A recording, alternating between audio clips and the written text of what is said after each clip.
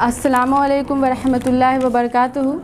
मैं दरख्शां तस्नीम, मैं BUMS final year की स्टूडेंट हूँ इसी दरभंगा से। अल्हम्दुलिल्लाह रब्बिल आलमीन वस्सलातु वस्सलामु अला रसूलिहिल करीम। कर्नाटका के शहर में जो मामला पेश आया है और जिस तरह से हमारी बहन ने उस हुजूम को ललकारा, तो ग़ज़वाए ओहद का मंज़र अपने सामने याद आता है।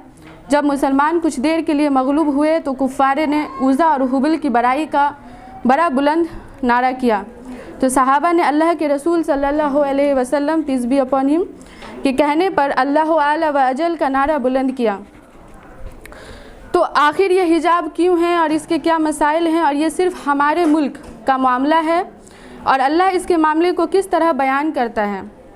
अल्लाह ने कुरान में सूरह अल-नूर आयत नंबर 30 और 31 में सबसे पहले मर्दों के लिए भी पर्दा बताया है कि अपनी नज़रें नीचे रखें, और औरतों के लिए भी बताया है।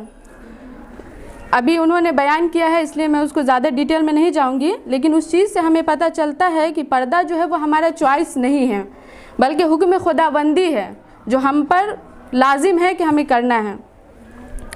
और अफसोस की बात है कि हमारी कुछ बहनें, या कह लें कि जिन्हें अल्लाह ने अभी इतनी इल्म नहीं दी है, उन्हें लगता है कि पर्दा करना एक बोझ है, नहीं होगा, एक बैकवर्ड की निशानी है। लेकिन हम भूल गए हैं कि लिबास और पर्दा वो मॉडर्नाइजेशन है। जब दौरे जाहिलत था तब पर्दा नहीं था, तब कपड़े नहीं थे। जिस तरह से हम अगर किसी सामान को ख़रीद कर अपने घर लाते हैं तो उसके बनाने वाले ने उसका इंस्ट्रक्शन दिया होता है, डू एंड डोंट्स, कैसे इस्तेमाल करना है, कैसे आप इस्तेमाल करेंगे तो वो ख़राब नहीं होगा। उसी तरह हमें भी हमारे अल्लाह ने बनाया है, उसने हमें इंस्ट्रक्शन दिया है, तो बेहतर है कि अगर हम उसके बताए रास्ते पे चलेंगे तो हमारी ज़िंदगी बेहतर होगी। लेकिन पर्दा तो बताया है, लेकिन जो बेहतरीन आदाब है या कह ले कि पर्दा है वो है तकवा। और जो कोई तकवे की बुनियाद पर पर्दा करता है तो उसका ईमान ज़रूर इतना मजबूत है कि वो किसी भी बातिल से नहीं डरता, और इंशाअल्लाह ताला ना हम डरे हैं और ना डरेंगे।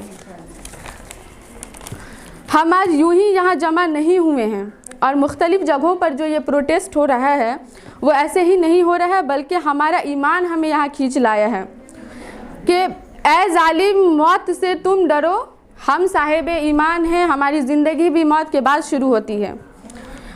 इंडियन कॉन्स्टिट्यूशन आर्टिकल 15, 19, 25 जो भी हो, हमें इस बात की आज़ादी देता है कि हम अपने रिलीजन की प्रैक्टिस करें।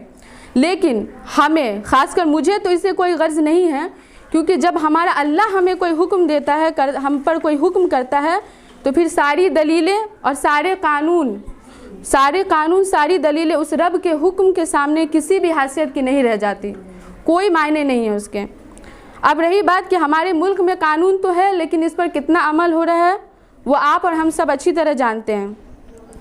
और इस तरह मुसलमानों की आइडेंटिटी को, उनके खाने पीने, उनके लिबास, हर चीज़ को टारगेट किया जा रहा है। हालांकि ये कोई ख़ास इशू जो बनाया जा रहा है हिजाब को, वो ऐसा कोई इशू नहीं है, क्योंकि पर्दा जो है वो हर मज़हब में, जैसे आप 100 साल पहले अंग्रेज़ों की तस्वीर देख लें, उनकी औरतें भी आपको पूरे लिबास में दिखेंगी। क्रिश्चियन की बाइबल देख लें, ज्यूज़ का तोरा देख लें। इसके अलावा हिंदुओं के वेद में भी पर्दे का हुक्म दिया गया है।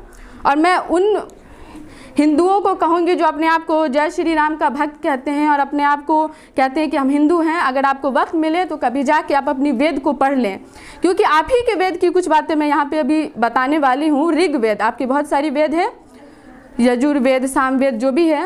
ऋग वेद मंत्र 19, मुझे संस्कृत नहीं आता है इसलिए मैं वो नहीं उसका मीनिंग बताऊँगी, कि ऋग वेद मंत्र 19 कहता है, स्त्री सदैव विनम्रता से आचरण करे, वो कभी निर्लज ना हो, मतलब बेहया ना हो, वो चलते समय पैर फैलाकर अथवा लंबे लंबे डग भरकर ना चले, बल्कि पैर सटाकर और छोटे छोटे डग भरकर चले। उसके शरीर का कोई भी हिस्सा, अवयव जो हिस्सा है वो दिखे नहीं, उसके शरीर के सभी अवयव अच्छी प्रकार ढके रहें। स्त्री का यदि कोई भाग खुला रहेगा तो उसे देखकर पुरुषों के मन में कुभाव जागेंगे तथा काम वासना उत्पन्न होगी। अतः स्त्री के शरीर के सभी अवयव ढके रहें। ये मेरा कुरान नहीं, ये आपका ऋग वेद कहता है, मंत्र 19, मौका मिले तो पढ़ लीजिएगा। लेकिन 1950 से 51 से शुरू हुआ जो ये फ्लोरिडा के बीच में जो ब्यूटी पेजेंट कह लें आप या ब्यूटी कॉन्टेस्ट कह लें, ठीक है, इसने आप कहते हैं वुमेन एम्पावरमेंट की बात करते हैं, आप वुमेन इक्वालिटी की बात करते हैं। मुझे नहीं नज़र आता आपका वुमेन एम्पावरमेंट या वुमेन इक्वालिटी। किसी 4 लड़की को खड़ा करके आप उसके फिजिकल अपीयरेंस, जिस्मानी खूबसूरती पर आप उसको जज करते हैं और आप कहते हैं कि आप वुमेन एम्पावरमेंट हैं।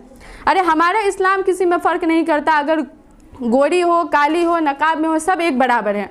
आपके उस खूबसूरती का जो आपने स्टैंडर्ड सेट किया है, उसकी वजह से न जाने कितनी लड़कियां डिप्रेशन में, एंजाइटी का शिकार होती हैं। उस खूबसूरती को अपने उस लेवल पर लाने के लिए न जाने कितने मेडिकल प्रोसीजर से गुजरती हैं और बाद में उनको नुकसान होता है। तो अल्हम्दुलिल्लाह, अल्हम्दुलिल्लाह इस्लाम एक कंप्लीट दीन है, वो बेहतर हमें ज़िंदगी सिखाने वाला है। और रही बात कि हमारे मुल्क हिंदुस्तान की संस्कृति, तो पूरे दुनिया में चर्चा है इसका, लेकिन मगर आज यहाँ ये हालत हो गई है कि आप किसी ख़ास मज़हब को फॉलो नहीं कर सकते, आप खा नहीं सकते, और अब तो पहनावे पर हमला है। लेकिन इंशाअल्लाह हम झुकेंगे नहीं। हम पहले भी CAA NRC में हमने आपको जलील किया है और अब भी करेंगे। काफिर ये चाहता है कि हम पहचान छोड़ दें, घबरा के हम नबी सल्लल्लाहु अलैहि वसल्लम का फरमान छोड़ दें। मरना हमें कबूल है, मर जाएंगे, मगर मुमकिन नहीं कि दौलत ईमान छोड़ दें। हिंदुस्तान की मुसलमान औरतें अब बुर्का और हिजाब में अपनी शिनाख्त को नई शक्ल दे रही हैं, और अब हमें अपनी शिनाख्त जाहिर करने या मुसलमान कहलाने में न तो डर है और न शर्म है। मैं अपनी बात कुछ शेर से ख़त्म करना चाहूँगी, और आप लोगों का शुक्रिया कि आपने मुझे तहम्मुल सब्र के साथ सुना। तू आबरूए उम्मते मरहूम है, ज़र्रा ज़र्रा तेरी मुश्त खाक का मासूम है। तू आबरूए उम्मत है मरहूम है, ज़र्रा ज़र्रा तेरी मुश्त खाक का मासूम है कोई हंगामा तेरी तुरबत खामोश में, पल रही है एक कौमा ताज़े इस आगोश में। शुक्रिया। अल्लाहु अकबर।